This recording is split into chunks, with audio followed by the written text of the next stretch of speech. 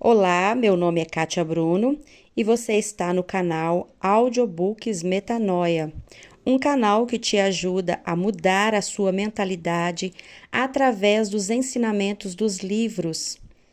Aproveitando, quero pedir para você que ainda não é inscrito nesse canal, que se inscreva. Não esquece de deixar o seu like e compartilhar os áudios desse livro com pelo menos 3 pessoas. Nós estamos lendo juntos o livro A Isca de Satanás, de John Bevere. Hoje nós vamos ler o capítulo 2. Vamos lá? Escândalo em massa. Nesse tempo, muitos hão de se escandalizar, trair e odiar uns aos outros.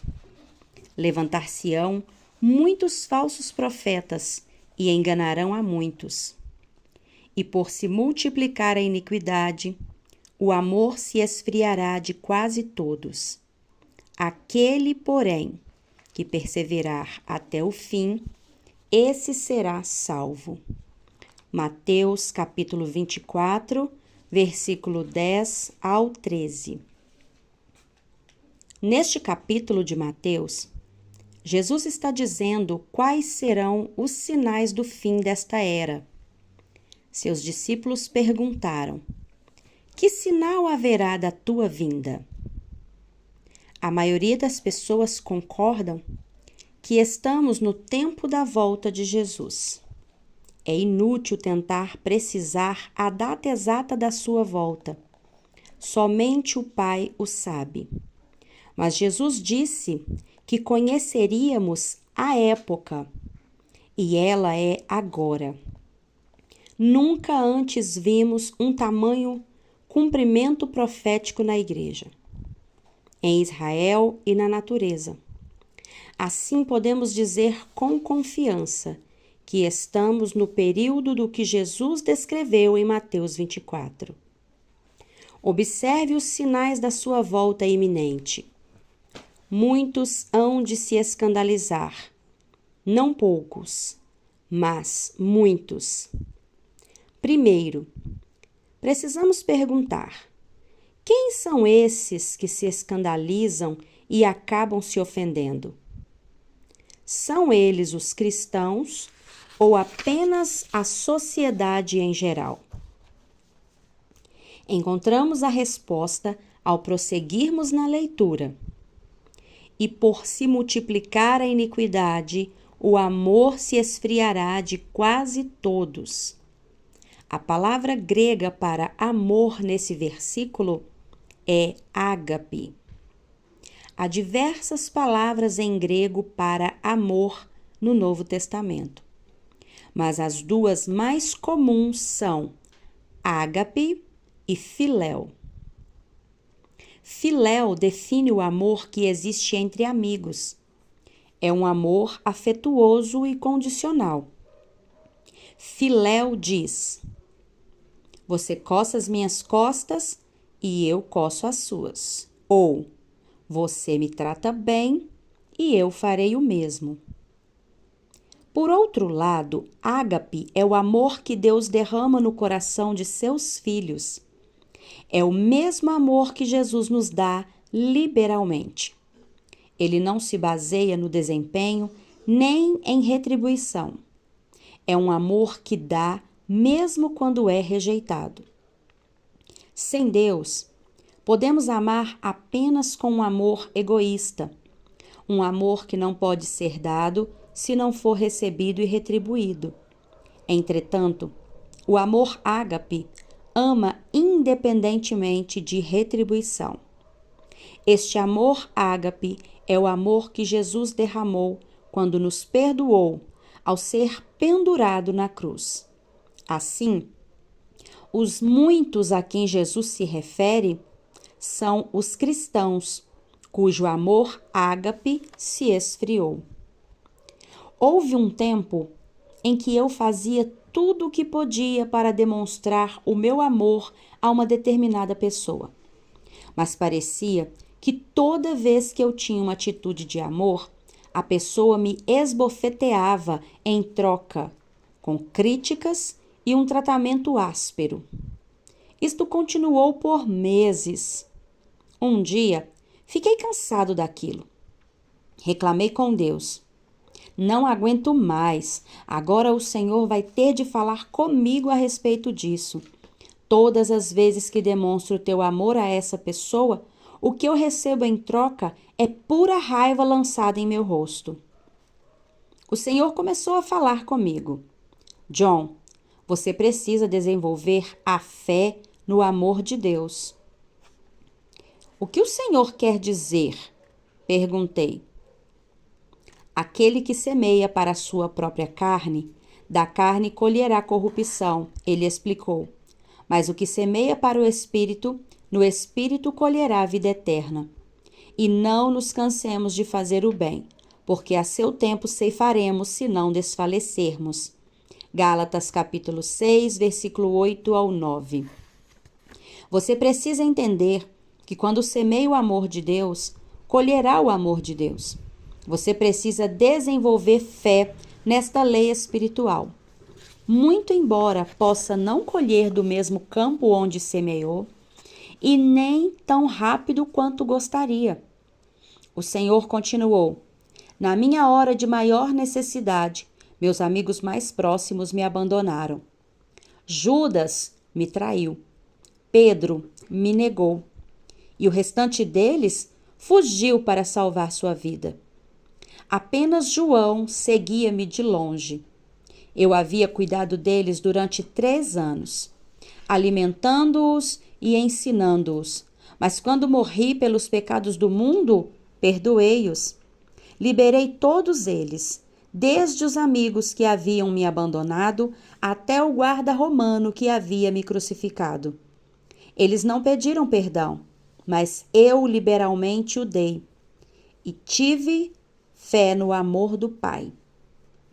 Eu sabia que por ter semeado o amor, colheria o amor de muitos filhos e filhas do reino. Por causa do meu sacrifício de amor, eles me amariam.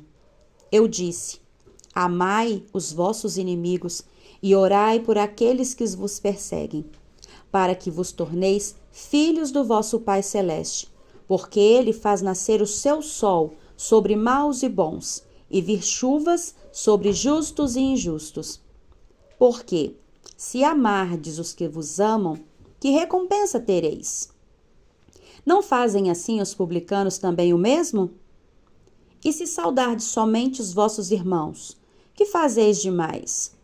Não fazem também assim os gentios? Mateus capítulo 5. Grandes expectativas.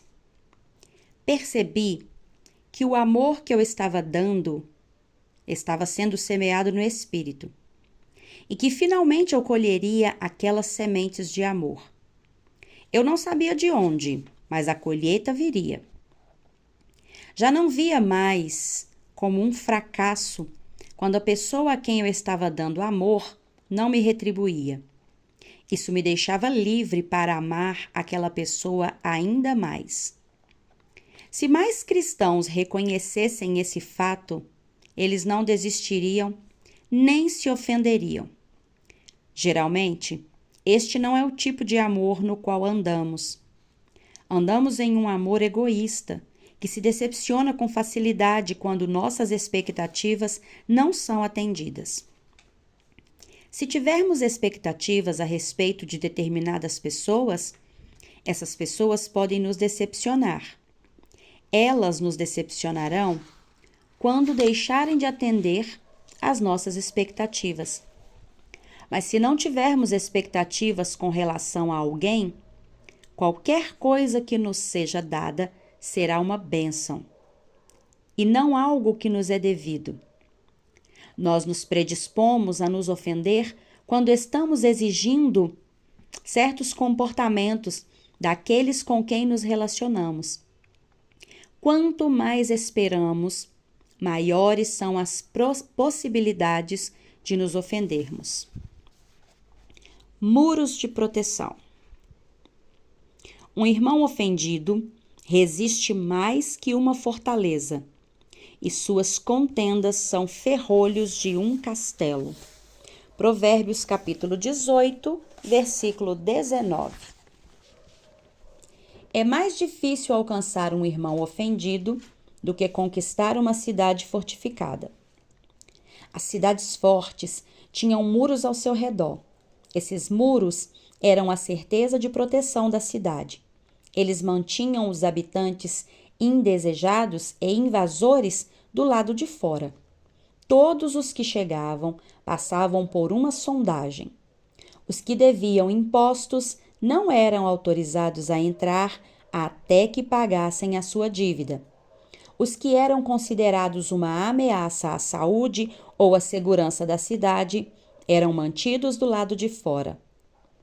Quando somos feridos, construímos muros para proteger nosso coração e evitar futuras feridas. Passamos a ser seletivos, negando a entrada a todos que tememos que possam nos ferir. Sondamos e deixamos de fora qualquer pessoa que aparentemente nos deve algo. Impedimos seu acesso até que paguem a dívida completamente. Abrimos nossas vidas somente para aqueles que acreditamos estar do nosso lado. Mas, em geral, as pessoas que estão do nosso lado também foram ofendidas. Assim, em vez de ajudar, colocamos mais pedras sobre os muros que já existem. Sem que percebamos, esses muros de proteção se tornam uma prisão. Quando isso acontece, não apenas somos cautelosos com relação a quem entra, como ficamos aterrorizados a ponto de não nos aventurarmos a sair da nossa fortaleza.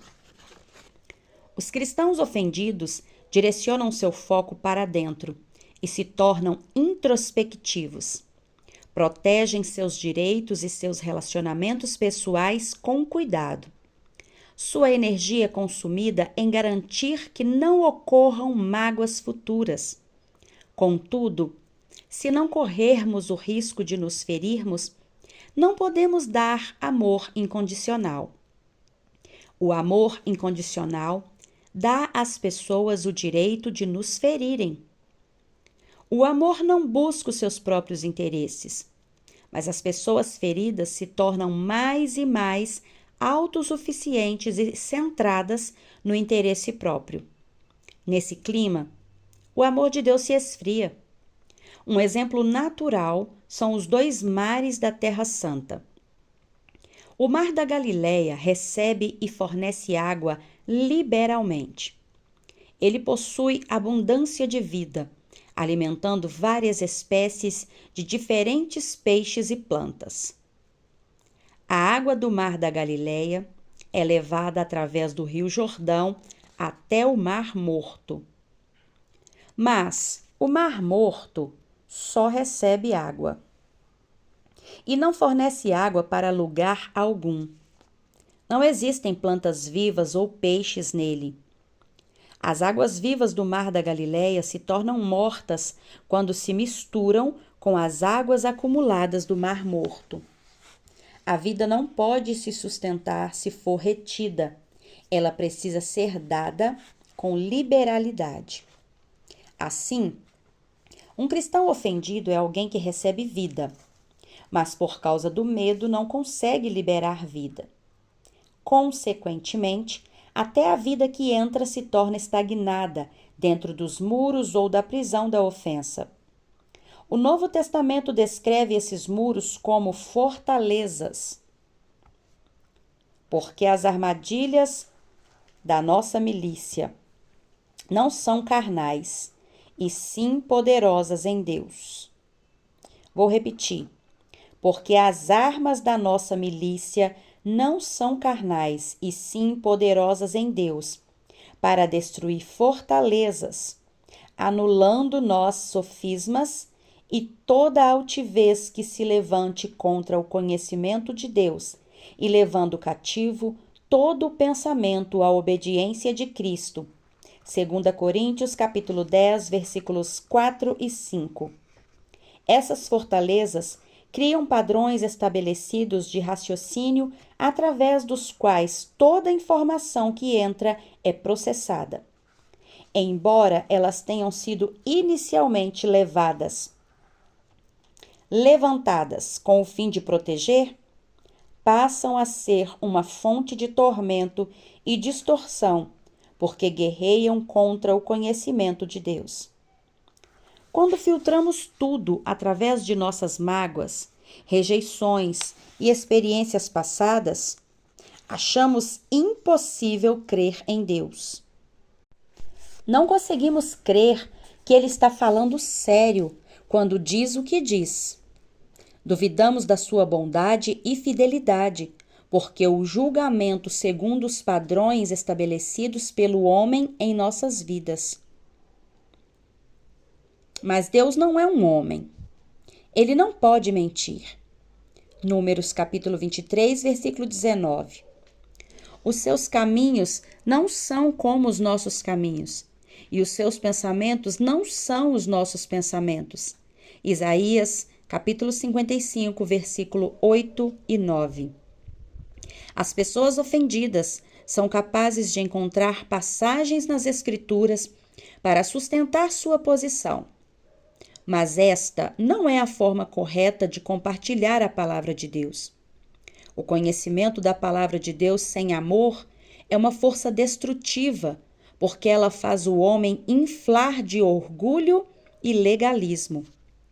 1 Coríntios capítulo 8, versos 1 ao 3.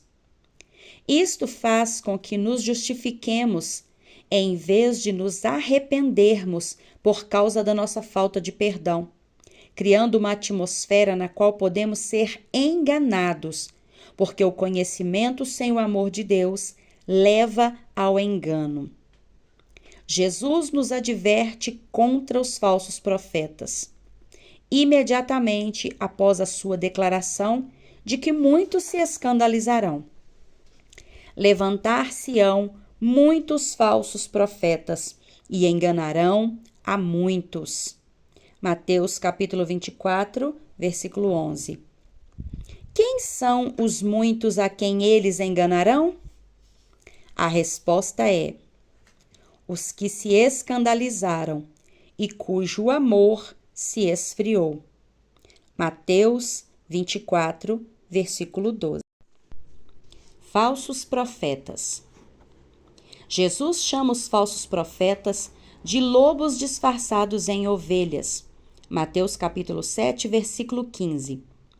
Eles são homens que buscam os seus próprios interesses, que têm aparência de cristãos, roupas de ovelha, mas que possuem a natureza interior de lobos. Os lobos gostam de ficar em volta das ovelhas. Eles podem ser encontrados tanto na congregação quanto no púlpito. Foram enviados pelo inimigo para se infiltrar e enganar. Devem ser identificados pelos seus frutos e não por seus ensinos ou profecias. Em geral, o ensino pode parecer sadio, mas os frutos de suas vidas e ministérios não são. Um ministro ou cristão é o que ele vive e não o que ele prega. Os lobos sempre vão atrás das ovelhas feridas e jovens, e não das saudáveis e fortes. Esses lobos dirão às pessoas o que elas querem ouvir e não o que elas precisam ouvir. Essas pessoas não querem uma doutrina sadia. Elas querem alguém para fazer cócegas em seus ouvidos. Vamos dar uma olhada no que Paulo diz sobre os últimos dias. 2 Timóteo 3, 1 ao 5 e capítulo 4, 3 ao 4. Sabe, porém, isto: nos últimos dias sobrevirão tempos difíceis, pois os homens serão implacáveis, tendo forma de piedade, negando-lhe, entretanto, o poder. Foge também destes, pois haverá tempo em que não suportarão a sã doutrina. Pelo contrário, cercar-se-ão de mestres segundo as suas próprias cobiças, como que sentindo coceira nos ouvidos, e se recusarão a dar ouvidos à verdade. Observe que eles terão forma de piedade ou de cristianismo, mas negarão o seu poder. Como eles negarão o seu poder? Negando que o cristianismo possa transformá-los de pessoas implacáveis em pessoas perdoadoras. Eles se gabarão de serem seguidores de Jesus e proclamarão a sua experiência de novo nascimento, mas não permitirão que aquilo de que se gabam penetre em seu coração e extraia o caráter de Cristo. Geração de informação. Paulo pôde ver profeticamente que esses homens e mulheres enganados teriam um zelo pelo conhecimento, mas permaneceriam imutáveis, já que nunca o aplicariam. Ele os descreveu como pessoas que aprendem sempre e jamais podem chegar ao conhecimento da verdade. 2 Timóteo 3,7. Se Paulo estivesse vivo hoje, lamentaria ao ver o que previu acontecendo em nossos dias. Ele veria uma multidão de homens e mulheres frequentando retiros, seminários e cultos de igreja, acumulando o conhecimento das Escrituras. Ele os observaria correndo atrás de uma nova revelação, a fim de viverem vidas mais egoístas e com mais sucesso. Ele veria ministros levando uns aos outros a justiça por causas justas. Ele veria publicações e transmissões de rádios cristãs, atacando homens e mulheres de Deus pelo nome. Ele veria os pentecostais correndo de igreja em igreja para fugirem da ofensa. Todos eles professando o senhorio de Jesus e, ao mesmo tempo, sendo incapazes de perdoar. Paulo clamaria: arrependei-vos e libertai-vos do vosso engano, ó geração de hipócritas, que buscais os vossos próprios interesses. Não importa o quanto você está atualizado sobre as novas revelações, dos muitos seminários e congressos que frequentou, nem quantos se livrou. Corrigindo, nem quantos livros você leu e nem mesmo por quantas horas você ora e estuda. Se você está ofendido e não consegue perdoar, e se recusar a se arrepender por esse pecado, você ainda não chegou ao conhecimento da verdade. Você está no engano e tem confundido outras pessoas com seu estilo de vida hipócrita. Independente de qual seja a revelação, o seu fruto conta como uma história diferente. Você passa a ser uma fonte que jorra águas amargas, que trazem engano e não a verdade. Traição. Nesse tempo, muitos hão de se escandalizar, trair e odiar uns aos outros. Mateus 24, versículo 10. Examinemos essa declaração. Se olharmos de perto, podemos ver uma progressão. O escândalo, entendido como ofensa, leva à traição. E a traição leva ao ódio. Como foi mencionado anteriormente, pessoas ofendidas constroem muros de proteção. O nosso foco passa a ser a autopreservação. Precisamos estar protegidos e seguros a qualquer preço. Isso faz com que sejamos capazes de trair. Quando traímos, buscamos a nossa própria proteção ou benefício à custa de outra pessoa, geralmente de alguém com quem nos relacionamos. Assim, uma traição no reino de Deus ocorre quando um crente busca o seu próprio benefício ou proteção à custa de outro crente. Quanto mais próxima a relação, mais grave a traição. Trair alguém é o abandono definitivo da aliança. Quando a traição ocorre, o relacionamento não pode ser restaurado, a não ser que o arrependimento genuíno venha em seguida. Por sua vez, a traição leva ao ódio, que consequências graves. A Bíblia declara claramente que todo aquele que odeia seu irmão é um assassino e que todo assassino não tem a vida eterna permanente em si. Primeira carta de João, capítulo 3, versículo 15. Como é triste o fato de podermos encontrar inúmeros exemplos de ofensa, traição e ódio entre os crentes de hoje. É algo tão desenfreado em nossos lares e em nossas igrejas atualmente que chega a ser considerado um comportamento normal. Estamos cauterizados demais para lamentarmos quando vemos ministros levando outros ministros à justiça. Já não nos surpreendemos mais quando casais cristãos optam pelo pedido de divórcio. Divisões na igreja são comuns e previsíveis. O envolvimento de pastores com a política é algo comum, geralmente disfarçado como uma ação voltada para os interesses do reino ou da igreja. Os cristãos estão protegendo seus direitos, garantindo que não sejam maltratados por outros cristãos e que eles não tirarão vantagem deles. Será que nos esquecemos da exortação da nova aliança? Porque não sofreis antes a injustiça? Porque não sofreis antes o dano? 1 Coríntios 6, 7. Será que nos esquecemos das palavras de Jesus? Eu, porém, vos digo, amai os vossos inimigos e orai pelos que vos perseguem. Mateus 5, 44. Será que nos esquecemos das ordens de Deus? Nada façais por rivalidade nem por vaidade.